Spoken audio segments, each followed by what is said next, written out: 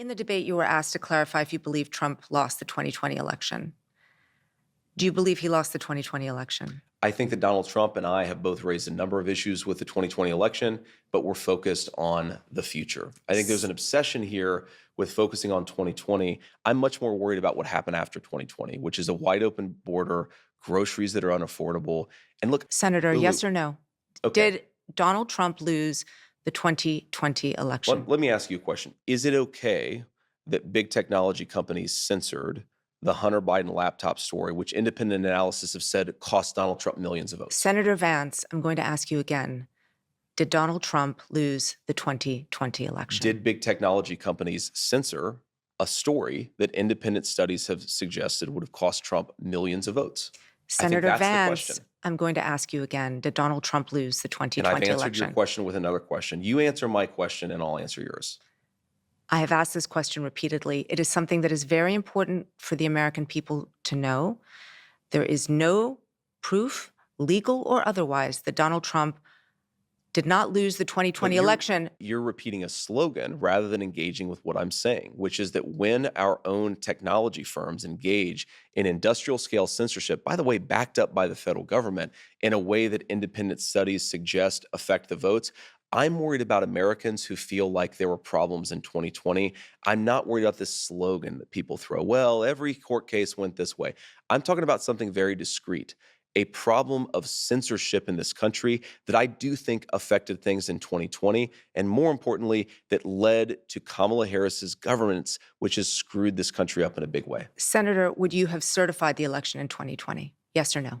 I've said that I would have voted against certification because of the concern that I just raised. I think that when you have technology companies— The answer is no. when you have technology companies censoring Americans at a mass scale in a way that, again, independent studies have suggested affect the vote, I think that it's right to protest against that, to criticize that, and that's a totally reasonable thing. So the answer is no. And the last question, Well, that's J.D. Vance not answering the question about whether or not Donald Trump lost the election, just like he always does. And what I thought, though, interesting beyond that, I know you've seen that, and that's from the interview with the New York Times.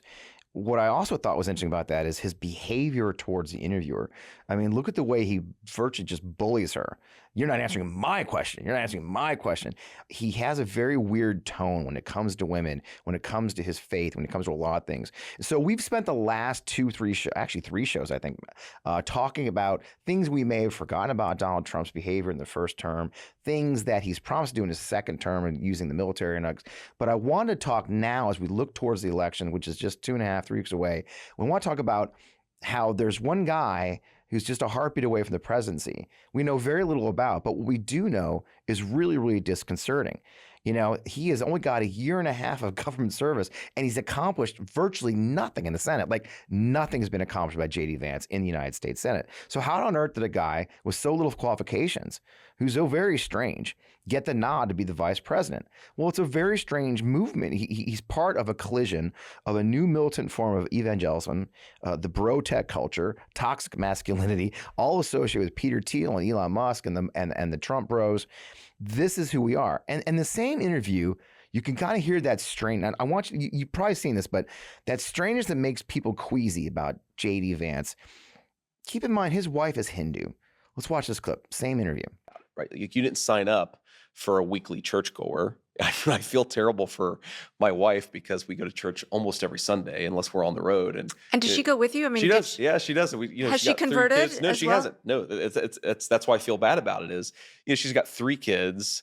Obviously, I help with the kids, but because I'm kind of the one going to church, she feels like more responsibility to keep the kids quiet in the church. And I felt kind of bad, like, oh, you didn't sign up to marry a weekly churchgoer, and are you okay with this? And she was sort of more than okay with it, and that was a big part of, I guess, the confirmation that this was the right thing for me. Yeah, his wife is Hindu, and he takes her to church to watch her kids.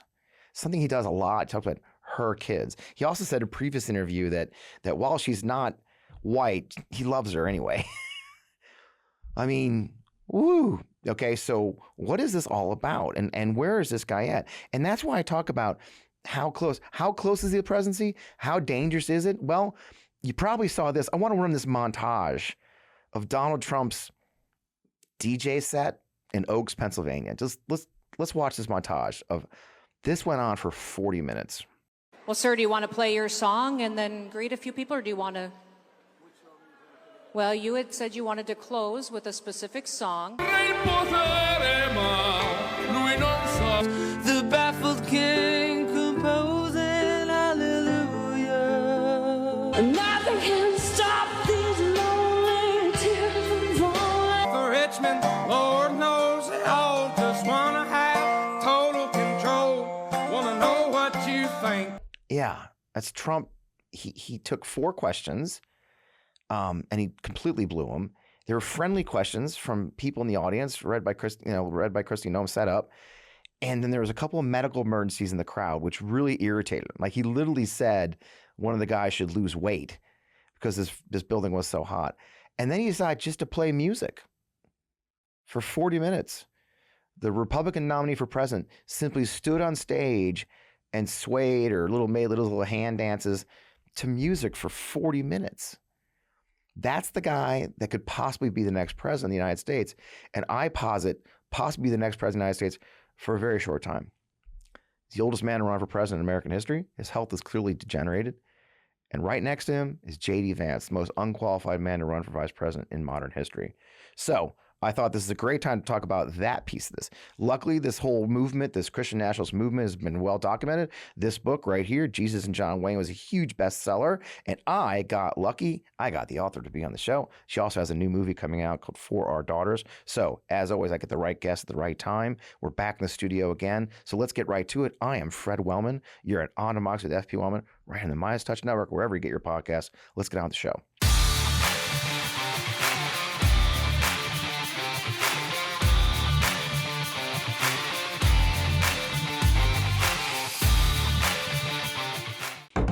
Welcome back in the studio. Back in the studio again. Welcome to On Democracy. As I said, I am Fred Wellman, host of On Democracy, just like I was 30 seconds ago. I am so excited about this show. I'm a little hyped up, as you can see, because I love our guest. Dr. Kristin Kobes Du Mez is a New York Times bestselling author, professor of history and gender studies at Calvin University. I could read this whole thing, Kristin, but the most important thing is your spectacular book, Jesus and John Wayne, which was a huge bestseller and kind of blew up last. I was telling Kristin when we got started, guys. I was saying, my fiance Heather was like reading me, reading. I think I read the whole book through her. And of course, your newest thing we're going to talk about is your new film, For Our Daughters, which is an examination of the systemic sex abuse and cover-up in evangelical churches. I mean, a lot to talk about. Kristin, welcome to the Midas Touch Network. Welcome to On Democracy. Thank you so much. It's a pleasure to be here. It's so great. So I open the clips of J.D. Vance and his odd way of discussing his faith and his wife. And his kind of slimy, sort of almost bullying approach to talking to interviewers, it feels like we don't know a lot about him. And in many ways, I think that's purposeful. But as I like to say a lot, he's one Big Mac away from being the president. If Trump wins this thing, right? Or one 25th Amendment, if you will. What is his connection to this Christian nationalist movement that you've been studying for years now? There's a connection there, isn't there? Oh, absolutely. There is. The thing to understand Vance and to understand these clips that you see daily on social media, the, jarring, horrifying clips, none of which seem, to make a dent in his popularity, Yeah. Quite the opposite, really, with his base. But the thing to understand about him is that he has been inside these right-wing spaces, media or chatting with podcasters for years now. Yeah. And the kind of rhetoric that shocks us is just, par for the course inside these Christian nationalist podcast spaces. And so if you've been inside these spaces, you know what you're seeing and you know what you're dealing with. And so he has all sorts of connections. One of his tightest connections that we can see is to Kevin Roberts of the president of Heritage Foundation, right? Yep. Project 2025 here. Right. Vance actually wrote the foreword to Kevin Roberts' book, which unfortunately we can't read right now, or maybe fortunately, I'm not sure, because the publisher has held it back because it is so incendiary. And by incendiary, I mean that quite literally. Like they had to change the subtitle from "Burning Down Washington to Save America" to "Taking Back Washington to Save America." Okay. Vance is writing, promoting, endorsing that. The ties between Vance, Project 2025 are tight. And Vance is connected to a broader network of what we affectionately call theobros in those spaces. These right-wing Christian nationalist pastors, right? Yeah. It is a thick network. And Vance is more tightly connected to these guys than Trump is. Yeah. And as we all know, Vance is also far more disciplined than Trump is. When Trump announced Vance as his VP candidate, there was widespread celebration throughout Christian nationalist networks. And that was purposeful, right? I mean, there was so much. I mean, I think look, I work in normal politics, right? I work in the world of, there's, polls and all that kind of stuff. And I think a lot of people were baffled by how Vance came out of nowhere. He's got, has a year and a half of government service at all. He's clearly the least qualified person to run for vice president in America, but he was widely celebrated. How did that come about? I mean, where do you think that came from? Yeah, there's a real gap here between kind of the external perception of what is who is a viable candidate, what's going to play well, and then internally, who's really connected to the centers of power. And with Vance, what we see is, he's Catholic now, conservative Catholic. He actually has evangelical roots. Before then, he's taken quite the spiritual journey. Yeah. But I don't know that any particular theology or theological tradition is key to understanding him. It really is this broader umbrella of Christian nationalism, however you come to it. And that's the basis of his networks. But he's an interesting figure because he also has the Peter Thiel connection. And so you have massive funding. And what we see here is like the coming together of the tech bro culture and its funding sources and the theo bro culture and this right-wing Christian nationalist agenda coming together in one person who is potentially steps away from the most powerful position in the country, even the world. And they've made it very clear they want a Christian nation. They've said very clearly and really shocking things they say. I was actually looking at the trailer for Our Daughters, which we'll discuss later. They say, okay, we have a Christian nationalist country. What happens next day? Women can't vote. I mean, there's some really shocking stuff in that muscular evangelical approach to nationalism. I mean, they do come together in some shocking ways, don't they? Yeah, and it's really important to understand when they're talking about a Christian America, they have a very precise notion of what that nation will look like. They are not shy about telling us what it's going to look like. Project 2025, we have 900 some pages. There are scores of books and sermons, and they'll tell you exactly what they have in store. It is a hierarchical society. It is one where we have male power and women are to submit to that power. That is the God-ordained order. It is hierarchy and submission all the way down. But really key sentence in Project 2025 that I think illuminates how this world works is the assertion that the Constitution guarantees Americans the right to do what they ought to do, not what they want to do. And what they ought to do, the only way we can understand that is within this right-wing Christian framework. So we know women ought to submit to male authority, right? They have this whole agenda that overlies very tightly with the MAGA agenda right now. And that is how they interpret the Constitution. And they believe that God framed this Constitution. God even inspired this Constitution. Therefore, it cannot possibly guarantee any rights to any Americans that do not align with their understanding of what Americans ought to be doing. Okay, that's terrifying. And the thing is, what shocks me, but you live in this world, you've studied it, you've studied it in depth. What shocks me is how little are you surprised how little Americans understand it? Do you know what I'm saying? It's like you said very clearly, they're saying what they want to do. Yes. Look, we got Harrison Butker, right? The kicker was just out with Josh Hawley. I live in Missouri. They're out here. I guess we just found out this week he's founding a PAC. Okay, he's going to use his football money to found a PAC. I mean, this isn't just, we can't scoff at this, right? They're putting money behind it now, aren't they? Oh, huge amounts of money. And this is the problem. No, people have not been taking this seriously because there's been this tendency to write off these guys as fringe, as extremists. And that's tricky because, yes, they are extremists. But if you look inside these organizations, you have to understand the power dynamics. And these guys wield an incredible amount of power inside organizations through these networks. And it's not just kind of secular Americans who have been kind of blind to what's happening in front of them, but evangelicals themselves, right? When we talk about evangelicals or conservative Christians generally, there are divisions there. There's a spectrum of ideas when it comes to Christian nationalism, for example. But there's a tendency to discount concerns as you're trying to smear all Christians when you talk about this radical extremism. No, this isn't what we believe. This isn't, what we're about. And yet they are voting in ways time and again that actually enable and empower this radical group. And what we've also seen happening over the last few years, even especially this last year, is this right wing of the Christian space is exerting enormous pressure on moderates, these in-group moderates, trying to push them out, disempower them so that they can have control of the evangelical movement, and the control of the country is the ultimate goal. And they're voting, and that's the thing, right? I mean, I think they vote. They vote, right? Yep. I mean, 82%, they're expecting 82% of white evangelicals are expected to vote for Trump this time. I mean, yes. So they are voting, and they're organizing to vote, and they're spending money to make sure they do vote, don't they? There is so much mobilization in these spaces, and this has been going on for more than half a century, right? We can go back to the moral majority. We can go back to these networks, Christian radio.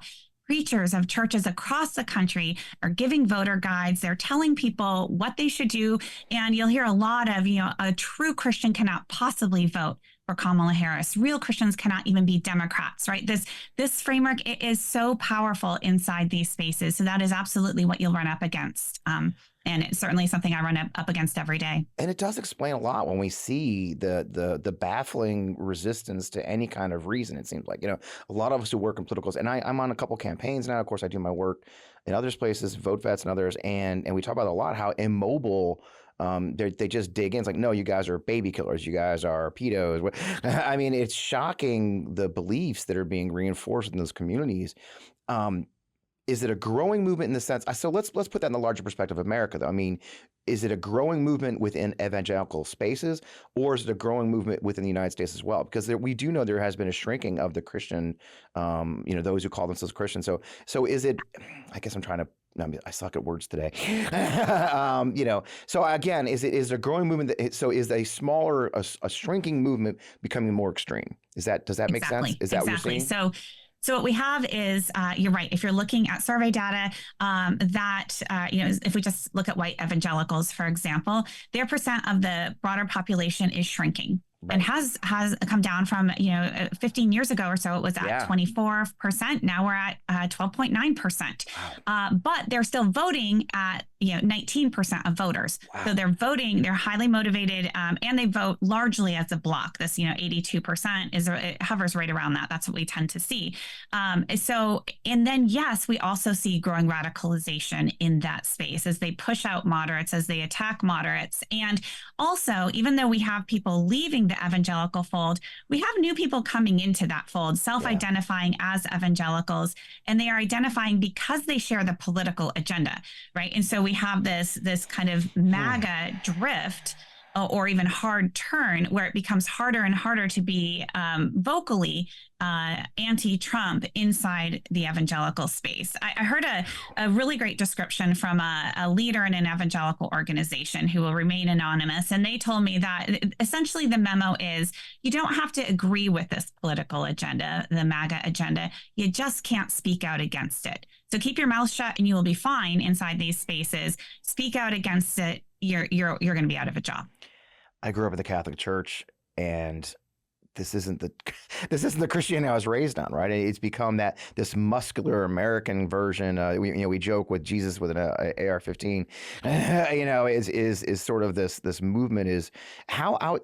I guess in the larger movement in the world, in the global Christian movement, are we outside? Is the U.S. version of this different? I mean, it seems like it is. Am I right or wrong? It depends which kind of global Christianity you're looking at. Okay. Certainly, you can find a lot of Christians around the globe who are looking at what's happening in the U.S. with respect to this political alliance and say, what on earth is happening there? Right. you will also have the spread of this right-wing ideology globally. And you're seeing that especially through popular media, through radio, televangelism, and social media. And you're especially seeing this in the charismatic spaces. So, we haven't even talked about kind of the, again, this fringe movement that is fringe, but, tens of millions of people with the New Apostolic Reformation and Right. that strand of Christian nationalism. And that has a very powerful international presence, reaching into countries around the globe. But even the more standard right-wing evangelicalism also reaches, Brazil, Uganda, China.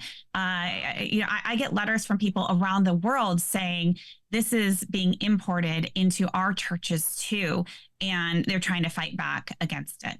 Oh, it's just scary. And again, it has become a major portion of our political movement. And like I said, I live in Missouri, and you see it in the places that now policies, we have an abortion amendment on the ballot this year. There's an initiative petition to, have restore the rights, women's healthcare rights. I mean, and the churches, I was walking through my old neighborhood I used to live in here, and the Catholic Church had 10 signs around it, no on 3, I mean, they're very, very pushy, and they're very pushed deep into our political movements. So let's talk about, I guess, the last section. How the hell is Donald Trump in this, right? I mean, it's like, I know we constantly get asked that here on the show, how do people who believe these things and call themselves Christians, how do they embrace such a monstrous human being who has such clear hatred for everyone, migrants, immigrants, any people of color? I mean, just this week he said in an interview, one of those bro podcasts, they said, "Oh yeah, I played football. I didn't like getting hit by kids, kids from bad neighborhoods." Well, we know what he meant, And so, I'm sure you're asked that all the time. Where do these movements come together? Is it political expediency? Yeah, the way the question's often framed is, how could Christians, evangelicals betray their values to vote for a man like Donald Trump? And my answer to that is you just don't understand what their values actually are. Okay. Right. And if we put the pursuit of power, and historically you can see the pursuit of white patriarchal power at the center of this cultural and political evangelicalism, as we must, and historically that's the case I make in Jesus and John Wayne, then suddenly we're not looking at a betrayal of values. And Trump knew exactly how to play to this crowd. He promises that he will protect Christianity. I mean, he did that in 2016 on the campaign trail. And by protect Christianity, he means privilege Christianity. Right. I mean, just recently he was talking to a group of evangelicals and telling them, you're going to, when I'm back in office, you're going to have more power than you've ever had before. That is what attracts them. They want that power, and they have justified that power because they have embraced this idea that they represent God. They do what is good and righteous. Therefore, everybody who is against them is necessarily against God. And so this is very much an ends justifies the means mentality. And that's what you see in terms of they don't care about truth as we would define truth, because they are fighting for a bigger truth. Violence, even political violence, this kind of just character assassination, lying about people, misrepresenting reality. They can do that because it is for a greater cause. And that is really this motivating force beneath Christian nationalism. And that's where we can see Trump promises them power. It's no coincidence that the chapter in Project 2025 that's written about executive power is written by Russ Vought, a self-proclaimed Christian nationalist. Right. They want that power because they know exactly what they want to do with it. I mean, I can't help but think this sounds like the Crusades, right? Right? It's like we're willing to slaughter millions, against our Christian faith, because as long as we win and the Christianity wins in the end. I mean, it's sort of terrifying in a lot of ways, isn't it? I mean, it is terrifying, and it can be kind of difficult to discern exactly what we're looking at because they love militant language. Right. They love metaphors of war, of burning things down, of firing up the muskets, loading the muskets, circling the wagons. That's from the Roberts Vance, forward. Yeah. And so they love that kind of language. And Christianity, particularly these strands of it, love the spiritual warfare language.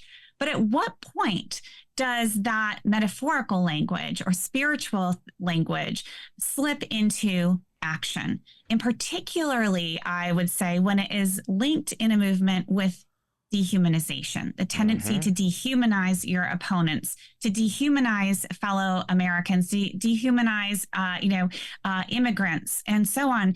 And I will say, as a scholar, my outside field was of authoritarianism, 20th century Germany, and those two things, the lies, misrepresentation, and the dehumanization, red flags certainly. Woo, it's a good place for a break. I was like, whoo, okay, let's hear from Lumen. I really want to talk about the film For Our Daughters, because this goes right into that, because that dehumanization isn't just for their opponents, it's even within their church, isn't it? So let's take a break and hear from our friends at Lumen, and then we'll come back, and I want to run the trailer after that. So we'll be right back. Lumen's the world's first handheld metabolic coach.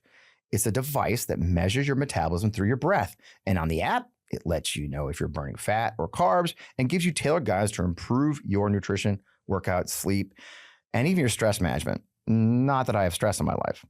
Now, all you have to do is breathe in your Lumen first thing in the morning. You'll know what's going on with your metabolism, whether you're burning mostly fats or carbs. Then Lumen gives you a personalized nutrition plan for that day based on your measurements. You can also breathe in before you go on your workouts, before you go for a meal. You know exactly what's going on in your body in real time, and Lumen will give you tips to keep you on top of your health game. So look, your metabolism is your body's engine. We all know this. You probably learned this in health class, right? It's how your body turns the food you eat into the fuel that keeps you going. I've been tracking macros and nutrients and nutrition for years as I try to maintain my health as I age. Because your metabolism is the center of everything your body does, optimal metabolic health translates to a bunch of benefits, including easier weight management, improved energy levels, better fitness results, better sleep, better moods even, if you will. Lumen gives you recommendations to improve your metabolic health right in your hand. So if you want to take the next step in improving your health, go to lumen.me/Fred. You'll get 15% off your Lumen. That is lumen.me/Fred for 15% off your purchase. Thank you, Lumen, for sponsoring our show this week. We really appreciate you. And man, it's a great device. So for this, we talked about earlier, and before the break, we were talking about how that dehumanization of their opponents. But we're also we've seen it within the ranks of the church. And you've got a new film that's now, just last night, we posted it right here on the Midas Touch Network on Thursday night For Our Daughters. I'd love to I have the trailer. Matt, let's run the trailer real quick. I regretfully had a sexual incident with a female high school senior in the church. He tells the world that it had occurred. And everybody stands and they give him a standing ovation. A jury in New York has found that Trump sexually abused and defamed E. Jean Carroll and awarded her $5 million in damages. It may seem surprising that a self-professed moral majority would end up supporting a candidate who has bragged about assaulting women. But if you look inside their own communities, you can see how for decades they have propped up men who have abused power and have excused all kinds of harm, all kinds of abuses for the sake of that power.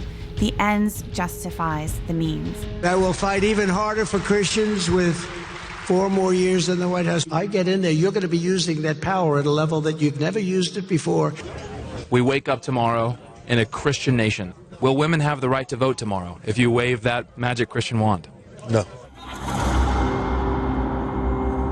Macho power is not what Jesus calls for. Jesus himself did not operate in that way. Jesus was gentle. He was humble, particularly in his relationship with women. In that way, he told us men what we are to be like.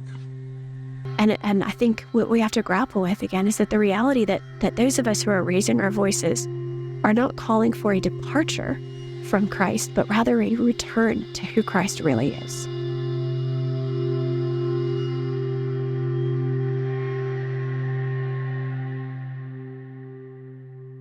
I was shocked the first time I saw that, Kristen. I mean, like you said, we talked about a little bit in the previous conversation about how, women don't get a right to vote, but and these women, these victims, that opening piece is gutting, where he gets a standing ovation after admitting that he actually had a sexual relationship with a teenager. Obviously a rape by every measure, right?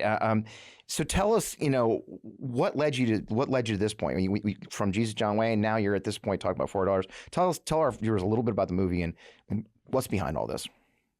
Yeah, well, Jesus and John Wayne is a history of evangelical masculinity and militarism. And when I was researching that, I kept coming across cases of sexual abuse and abuse of power inside their own churches, inside their own spaces. So I was just tracking this. And then fast forward to October 2016, the Access Hollywood tape released. And, everybody thought, oh, surely this is a bridge too far for his evangelical supporters, right? Moral majority and all that. And of course it was not. No. And that's when everything clicked for me. We have seen this before. We have seen that so many times, protecting a perpetrator for the sake of maintaining power and throwing victims under the bus. And so the last chapter of Jesus and John Wayne is just this litany of case after case of abusers. And then what happens when that abuse surfaces is the church circles the wagons and defends the perpetrator, blames the victim, and pushes her out of the church. And so that's a chapter of Jesus and John Wayne. We've now, that chapter inspired this film, where we have several incredibly powerful survivors speak on film about not just their abuse, but particularly how their faith communities and how religious leaders responded to that abuse. And it follows this horrifying pattern of applauding, standing ovations for perpetrators, and absolutely brutally demonizing, sometimes quite literally demonizing survivors and their advocates. Over and over again, we see that pattern. And so we produced this film to draw attention to abuse inside those spaces, to see what happens when this ends justifying the means mentality takes hold, and when you prioritize male power over everything, including justice and including protecting women. And we thought it was important that Americans see. We wanted people inside the church to see this, but we also wanted all Americans, because this is part of that Christian nationalist agenda. Yeah. This is the framework that they are trying to impose on the country as a whole. It's funny, we think of The Handmaid's Tale, right? And we already talk about Handmaid's Tale all the time, right? It's the big, it's like Idiocracy, right? It's become sort of a meme, if you will, of what we face. But I also remember people, they forget that the way The Handmaid's Tale began, the way they took over the government, where Gilead was born, was they slaughtered the Congress. A small group of men literally, assaulted Congress and killed everybody. This is a larger issue than just within the church, isn't it? It is a political movement, and I think you show that in the trailer and the film. Is this isn't just going to be? I think people write it off because they think, well, I'm not in that church. Right. It doesn't affect me. I'm not, but it will affect us, won't it? It is a larger movement than just their size. Yes. And many of the survivors right in the film welcomed the opportunity to take their stories, not just to folks in the church, but to people on the outside as well, because they have seen, as survivor Krista Brown says, these are not the men that I want taking over this country. Right? I've seen it from the inside, and it was bloody awful. And so they are sounding the alarm, and we think that it's critical that people pay attention to this culture, to these patterns, and to this broader agenda. We can't not. I mean, I think that's my frustration too. I was with the Lincoln Project, and in the Lincoln Project had four main pillars. People don't realize we had four main pillars that we were targeting during 2020. I was veterans. I had the veteran pillar. We also had a Latino pillar. We also had a women's pillar. But we had a pillar that was devoted to evangelicals, right? There was a focus on rallying evangelicals. Right? Hey, look, this isn't who you are. This isn't your movement. Is that important to do that? Could it be effective? Is it effective to do that? I think it is important because there are so many voices from the other side coming, at evangelicals saying this is the only way to be Christian, to align with this right-wing agenda. Right. So I do think you need to get into that space. And I think even more so, there are Christians themselves. There are many evangelicals right in that space trying to speak out against these forces, and it is brutal for these folks. Yeah. They are losing their jobs, right? They are becoming estranged from their families, getting shunned by their churches. And it is really ugly. And so I think that would be helpful if people from the outside realized a little bit more some of these dynamics on the inside. And, there are a lot of people who are feeling alienated and really beaten down, and a lot of people paying some real prices inside those spaces.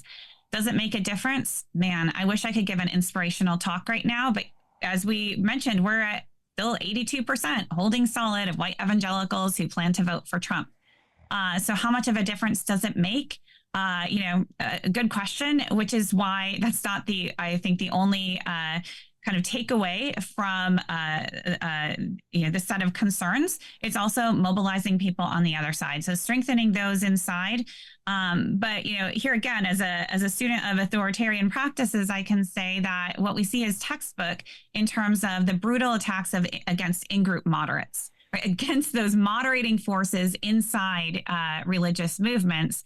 That's exactly what's going on. So we need to work to kind of lift up some of those folks and strengthen the voices, including of some of these survivors, right, who are speaking truth to power. But then also, we need to be mobilizing on the outside as well. Yeah, because we talk about that. I mean, they've written the plan down. Like we said, it's in Project 2025, written by the new NAR. These are really, really militant forces, and they want to impose these. I mean, again, I think that's powerful about the film is, while this has happened in the church, it is the agenda for all of us. That's their agenda. Is going to be the agenda for all of us. As we saw in the clip there, women won't vote anymore. If they have their way, and it's. I think too many of my fellow Americans kind of dismiss this as not a problem. But again, I live in Missouri, and we see this movement right here at the local level. We see it here at the national level. We see it. Do you think I think this does tie right back to Moms for Liberty, right? It ties back to at the local level. I mean, we have seen some pushback at the local level. Do you take any kind of hope the fact that at local levels, like I talk about right here, my own school district where my two youngest go, we had two of those Moms for Liberty ladies get on the school board and thank God that the very next year they got beat. I mean, so is there a realization at least at the local level perhaps? Yeah. And, first, a little caveat in terms of, that women aren't going to be able to vote, repeal the 19th Amendment, that sort of thing. That is a fringe. That is not the typical view of white evangelicals. It really is not. But again, who are they placing in office and what are those folks going to end up doing? Right. And there's education that has to happen on the inside of no, actually, this is who you are voting for. And no, are you have these values, these Christian values. Are you also supporting democracy? And if you are, we need to talk, right? Yeah. Or you need to own that. No, you're willing to throw away our democratic government in order to achieve your short-term aims. And then you just need to be upfront about that, right? So again, that's not the majority view inside these spaces. However, most people are going to be voting to empower men who bring that or similar views into that space. So a little clarification, but also Moms for Liberty. Yes, you've got these networks, these organizations, and they can have incredible power on the local level. And if you go to these events and listen to the speeches at places like NatCon and so on, they are training people in the audience to go into their churches, to go into their local communities and, to take it over for the right. And the opposition, whether that's from the left or just ordinary Normal folks in the middle, just normie people who want to go to church, right? Right. It's not as well orchestrated at all. And so I think there's this delay, there's this lag in terms of a lot of people locally just like, what just happened? Yeah. So you have that in Missouri.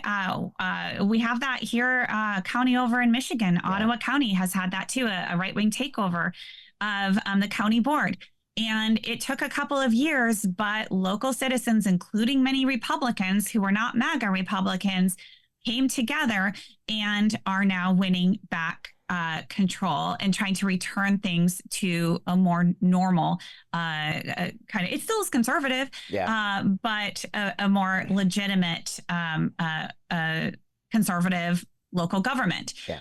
But we don't have a lot of time to do this. Yeah. And the right has really been focusing on state and local level politics. Yep. And the rest of us are kind of scrambling to make sense of what's actually happening. Yep, and that's I talk about a lot. You see them on social media. I talk about that. This movement is at the local and the state level, and they've been doing this for years, and they're very well organized.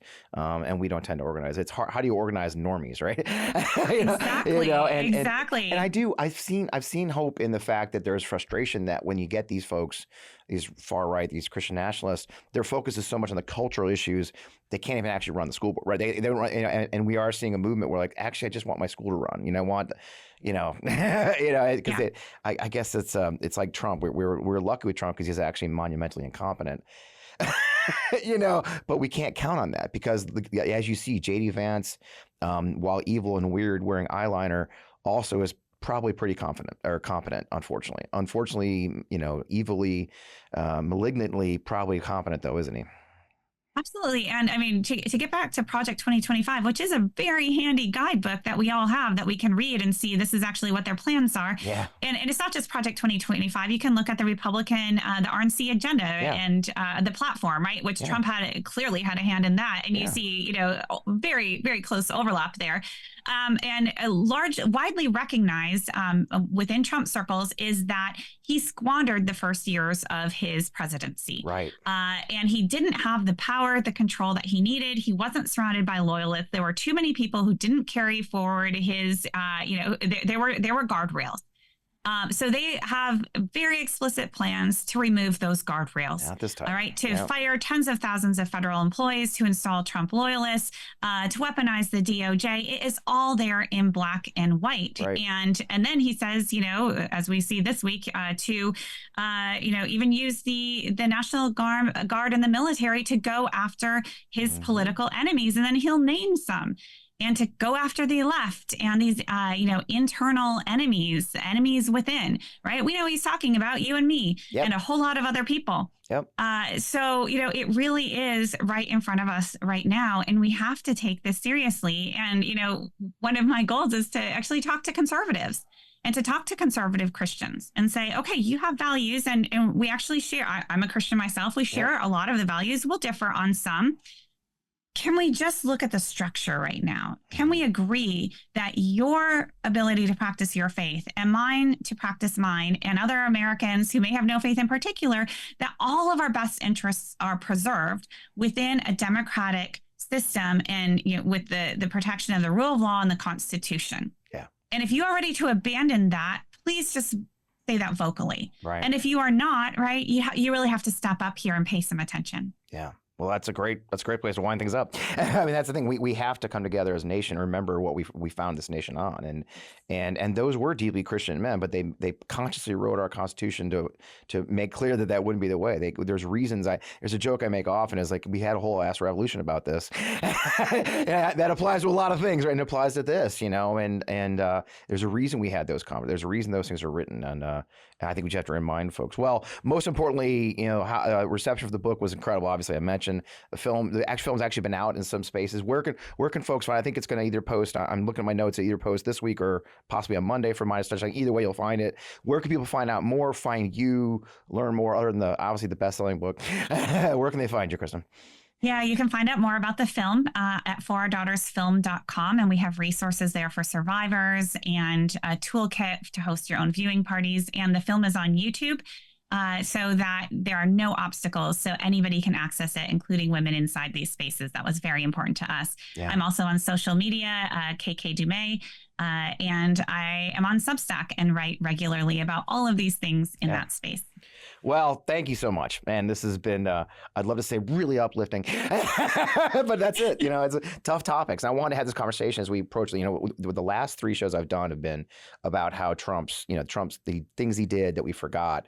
And I want to look forward at the fact that we've got a guy on the ticket who has got some really dark connections that I don't think are being uncovered enough because it is complex, right?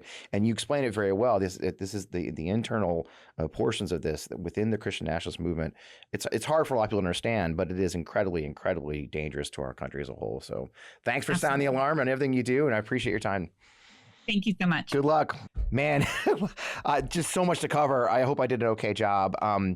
Brilliant conversation, brilliant book, brilliant film, hard to watch, hard to read both, but so important. And I think the key takeaway for me is you have to understand, while it is a shrinking portion of our population. It's a very powerful and dangerous portion of our population. And now they've got J.D. Vance, one Big Mac, one 25th Amendment away. I mean, I showed you that clip at the beginning of Trump wandering aimlessly for 40 minutes. He stood and swayed for 40 minutes just listening to music. And no matter how much the media wants to sane wash that away, something's not right about Donald Trump right now, okay?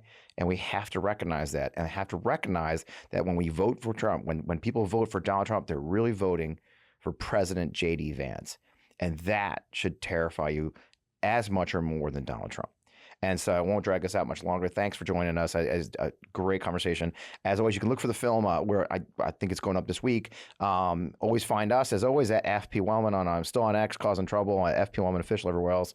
Of course, On Democracy Pod and On Democracy Podcast on YouTube. Really, really appreciate everything you've been doing. Again, we are less than 3 weeks out. We'll be 2 weeks on Tuesday, folks. 2 weeks out from the election. We have the momentum. Don't let them fool you. Don't let them fool you. They do not have momentum. Rash of polls. We're filming this on Wednesday, so you know. Just a gluttony of polls came out today showing Kamala Harris is ahead, okay? That stuff last week of Trump momentum, it's all fake, okay? It's fake. The truth is we're on the right side of this momentum. The only key to it, get out and vote. Nothing else matters. If you can early vote. Get it over with. We will win this thing, but only if you get everyone you know to vote. So get on out there. I'm Fred Wellman. This has been On Democracy, FP Wellman. We'll see you again next week.